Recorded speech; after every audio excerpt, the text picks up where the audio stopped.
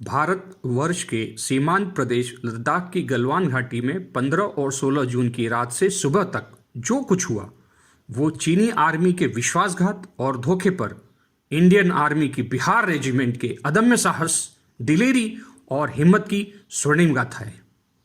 दोस्तों नमस्कार। Communist party of China की स्थापना 1921 में हुई। पीपल्स लिबरेशन आर्मी, जिसको आप पीएलए भी कहते हैं, उसकी आर्मी यूनिट है। 1949 से चाइना में कम्युनिस्ट पार्टी का एक छत्र राज्य है। सीपीसी का इतिहास शुरू से ही विश्वासघात और धोखे का रहा है।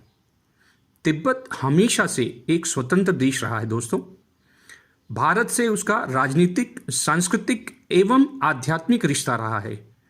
इसीलिए दलाई लामा कहते हैं कि मैं भारत का पुत्र हूँ, क्योंकि उनका देश का हमारे देश से आध्यात्मिक रिश्ता रहा है। भारत तिब्बत का आध्यात्मिक गुरु रहा है। दोस्तों, चाइना ने तिब्बत पर धोखे से कब्जा करने के बाद 1962 में भारत पर धोखे से हमला किया, जिसका मुंहतोड़ जवाब हमने 1967 के युद्ध में दिया। इंडियन आर्मी की बिहार रेजिमेंट की स्थापना 1941 में हुई।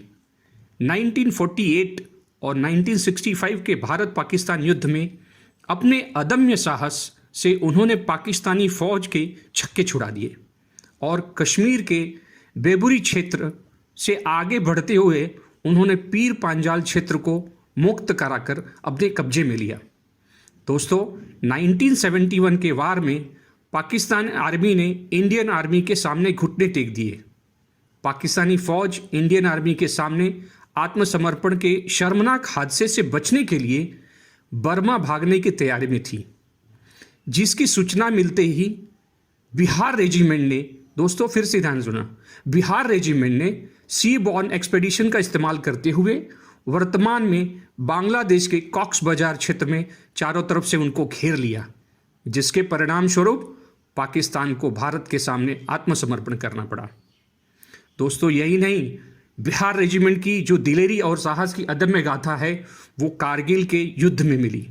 1999 के कारगिल युद्ध में पाकिस्तानी आर्मी को भागने पर मजबूर करने के लिए भारत ने ऑपरेशन विजय प्रारंभ किया, जिसमें बिहार रेजिमेंट के 10,000 से भी ज़्यादा जवानों ने और उनके ऑफिसर्स ने भाग लिया और अपने अदम्य साहस और शौर्य का परिचय देते हुए पाकिस्तानी आर्मी को भागने पर मजबूर कर दिया। साथियों, 6 जुलाई की रात्रि पहर में पाकिस्तानी सेना के साथ हुए घनघोर युद्ध में पाकिस्तानी सेना को बुरी तरह से परास्त करते हुए उन्हें कारगिल के बटालिक सेक्टर से पॉइंट 4268 और जुबेर रिज पर से बिहार रेजिमेंट ने खदेड़ दिया और उन्होंने वहां पर भारत देश का झंडा फहराया। दोस्तों, बिहार रेजिमेंट की हिम्मत, साहस और शौर्य का परिचय अब तक हुए युद्धों में उनके जितने भी मेडल्स उन्होंने जीते हैं, जिसका विवरण हमने वीडियो के अंत में दिया है। दोस्तों, बिहार रेजिमेंट का वार क्राई जो है वो है, वार क्राई आप कहते हैं युद्ध घोषणा, वो है बजरंग बली की जय, यानी कि महावीर हनुमान जो समस्त लोकों में महाबली माने जाते हैं, उनसे बड़ा महाबली कोई नहीं है इस समस्त लोकों में, ऐसे हम भारतीयों का मानना है। दोस्तों, उनके भक्तों पर कोई दुश्मन कैसे विजय पा सकता है, जो कि बिहार रेजिमेंट की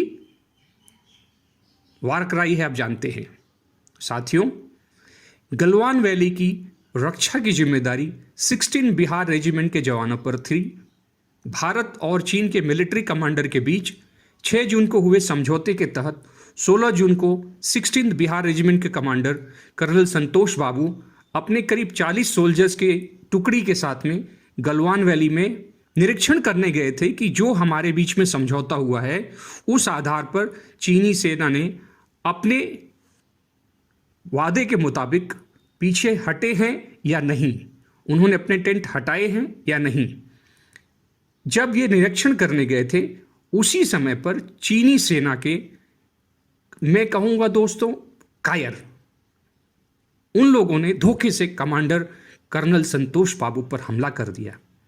ये देखकर उनके साथ गए जवान आग बबूला हो गए और सिंह गर्जना करते हुए चीनियों पर टूट पड़े। इस संघर्ष में कर्नल संतोष बाबू सहित हमारे 20 जवानों ने अपना बलिदान दिया, भारत माता के लिए अपनी आहुति दी। और दोस्तों, इस विश्वासघात के लिए मशहूर चीनी सेना के 40 से ज़्यादा फौजी जवान मारे गए। लेकिन कुछ और भी हमारे पास जो खबरें आई हैं वो विश्वस्त, अगर आप कहें कि चीनी लोगों की तरफ से, कि उनके 8 से कहीं ज़्यादा जवान मारे गए हैं। बिहार रेजिमेंट के जवानों की वीरता को देखते हुए चीनी बुरी तरह डर गए, थर्रा गए, जिसके कारण आज चीनी अपनी सेना पीछे हटाने पर मजबूर हुए हैं। दोस्तों, विश्वसनीय सूत्रों से एवं सैटेलाइट इमेजेस से पता भी चला है कि चीना सेना अभी लगभग सभी क्षेत्रों से, गलवान वैली, पेंगोंग लेक, देपसोंग, चुमार एवं अन्य क्षेत्रों से पूरी तरह से LAC से अंदर अपनी क्षेत्र में पहुंच गई है। साथियों, हमें चीनियों द्वारा किए धोखे और विश्वासघात को हमेशा याद रखना चाहिए और सोनम जी वांगचुक द्वारा शुरू किए गए बहिष्कार को आगे पूरे भारतवर्ष में मीडिया, सोशल मीडिया के द्वारा फैलाना चाहिए। दोस्तों, ये सिर्फ बहिष्कार सोनम वांगचुक का ही नहीं, ये हमारे समस्त 130 करोड़ भारतवर्षियों द्वारा होना चाहिए। दोस्तों, चीनियों ने हमें एक और चुनौती दी है कि भारत के लोग तो चीनी वस्तुओं का बायकॉट कर रहे हैं, लेकिन चीनी जनता के पास तो विकल्प ही नहीं कि वो किस भारत के सामान का बहिष्कार करें। दोस्तों, उनके इस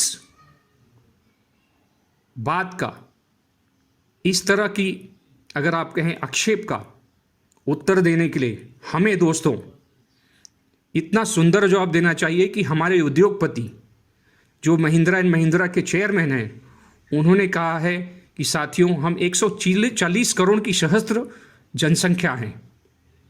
हमने सॉफ्टवेयर, फार्मा क्षेत्रों में अपना लोहा मनवाया है पूरी दुनिया में, और आज हम इस स्थिति पर गंभीर रूप से विचार करें और प्रण लें कि ना सिर्फ चीनी सामानों का इस्तेमाल बंद करेंगे, बल्कि उसका विकल्प भी आने समय में तैयार करेंगे।